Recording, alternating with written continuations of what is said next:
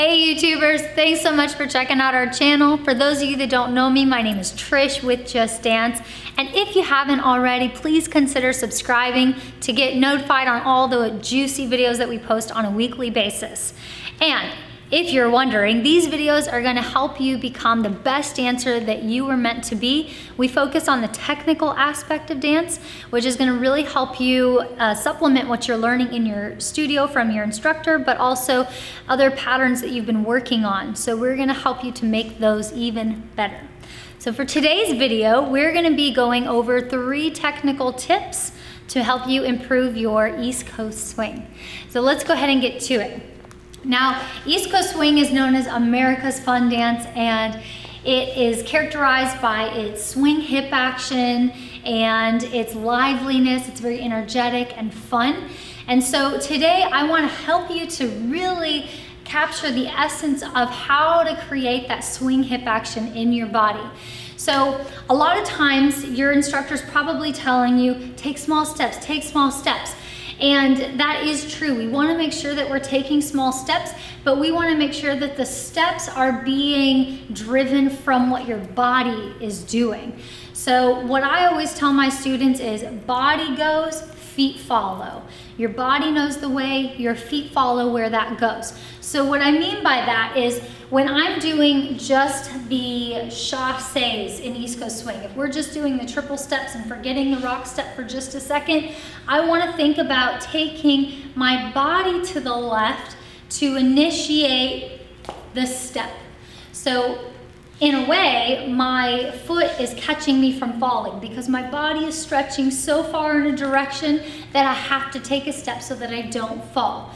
That's gonna really help you initiate and kickstart that swing hip action. So if you notice, when my body starts to go one way, my hip is actually going to swing the other way because it's going to create a counterbalance. So if we put that to use, and go ahead and try this with me, it's much better if you're up and dancing and learning at the same time. You'll get it into your body faster. So get on your feet, and here we go.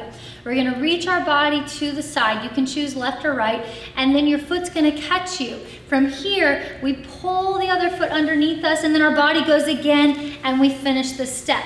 Now on that third step, we wanna make sure that we do finally finish our swing hip action, because in this style of dance, the swing hip action is a delayed swing. It doesn't happen until the end of the triple step. So notice at the end of that, my hips swung out over my foot, and my body, my right side, started to now reach the other direction, and that's going to drive the next triple step. And triple step, and triple step, and triple step, and triple step. So the body is what is driving the feet. If you get your body going first, you won't have an issue with taking too large of steps. What happens is people will step with their feet first like this, and it's too wide for what their body is able to cover. And that's why you feel like you're chasing the music so much. So if you think about moving your body first and let your feet follow the direction, that's really gonna help you to stay on top of that music and not feeling like you're rushing so much. So that's tip number 1, is making sure you're initiating through your body to direct the steps. The second thing I want to talk about today is our rock step.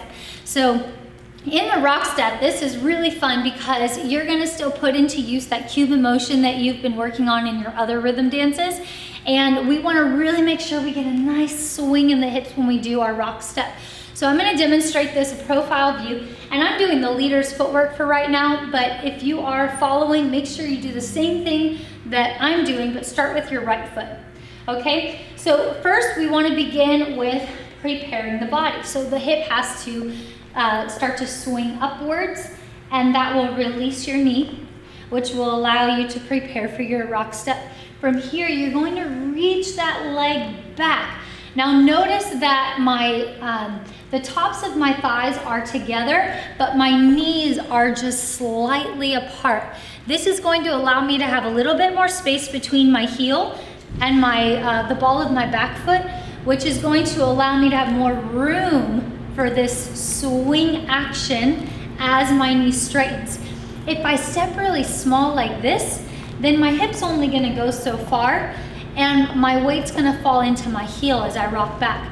Now, when we do our rock step, we wanna make sure that we have enough space between our feet, not too big, and also be mindful of your partner that you're not pulling back as you do this, but you want to step slightly back there and allow, as your knee is straightening, for your hip to swing up.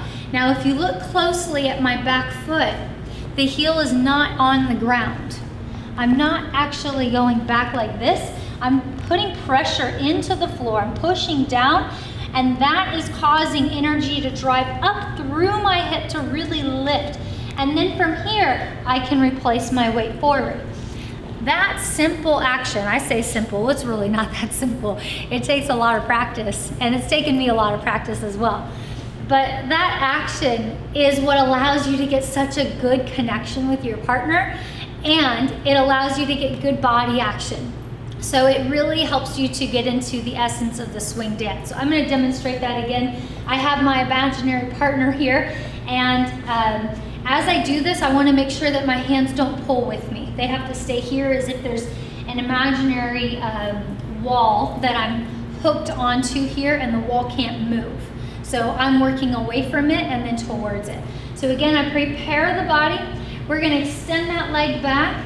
We're going to start to straighten the left knee, or whichever leg is back, your right leg if it's back. And you're going to push down into the floor as you do that, causing the hip to swing up. Notice my body has extended away from my connection point. So my hands are still out in front, my body's further away. Then I'm going to replace my weight, and I'm going to get closer to my partner here, getting that compression again. Now I'm on my front leg, and I'm about to go into my triple step left and then right. And 1, 2, 3, 4, 5, 6, 1, 2, 3, 4, 5, 6, 1, 2, 3, 4, 5, 6, and 1, 2, 3, 4. One more time. 5, 6, and 1, 2, 3, 4, and 5, 6. Okay, so that was tip number 2. There's kind of a lot in that little tip there. There's more than one tip, really. It was about the rock step. But for tip number 2, remember, space between the legs, press down into the floor, allow your hip to swing up, and don't lower your heel. Okay? So moving on to our last part that I want to talk about is, yes, there is such thing as a swing bounce, but we want to think of balancing like a book on her head, or holding 2 glasses of water that are 3/4 of the way full, and being able to dance your swing with that. Maybe not the book on your head, but with the water, you could do that. And you shouldn't spill the water, because we're not literally bouncing up and down like this when we dance our swing. It kind of defeats the purpose of the pendulum action that should happen in your hips. So because we're trying to put more emphasis on the swing of the hips, which means that from your hips down, it has the movement going side to side, and from your waist up, it's more stable and still. That means that it shouldn't be going up and down like that. So we want to think more of gliding side to side and absorbing that bounce energy into your core.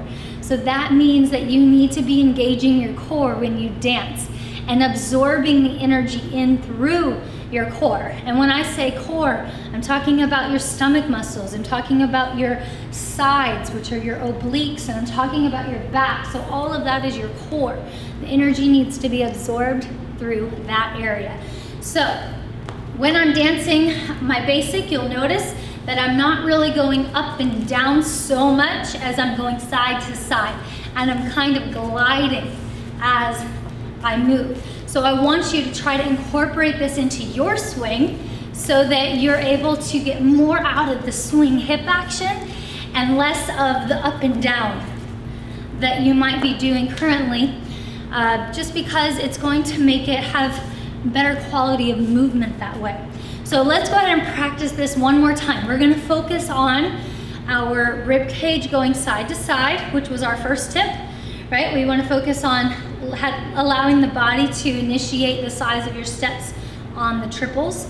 And then our second thing we want to focus on is giving enough space between your feet here, pressing down into the floor, allowing your hip to go up on the rock step. And then the last thing we want to focus on is absorbing that energy through your core and not bouncing up and down. So even if you want to grab 2 cups of water or 1 cup of water and fill it up just 3/4 of the way and practice this exercise, I challenge you to do that, and let us know how it goes in the comments below as well, because we want to see how that works for you. So let's go ahead and practice this together again. I will do this again sideways, and we're gonna start 5, 6, 7, and rock, step, triple step, triple step. 1, 2, 3, 4, 5, 6, and 1, 2, 3, 4, 5, 6, and 1, 2, 3, 4, 5, 6, 1, 2, 3, 4, 5, 6. Now, the next challenge is for you to work on this and work on it and work to apply it to everything you're learning in the East Coast swing, and let us know how it goes, because we really want to see your progress and hear how these tips are working for you. And also, if you have any questions or suggestions on other videos you would like us to create, let us know in the comments below. And if you haven't already, don't forget to subscribe so you can get updated weekly on all the juicy videos we're going to be posting. And stay tuned for our next video. We'll see you soon.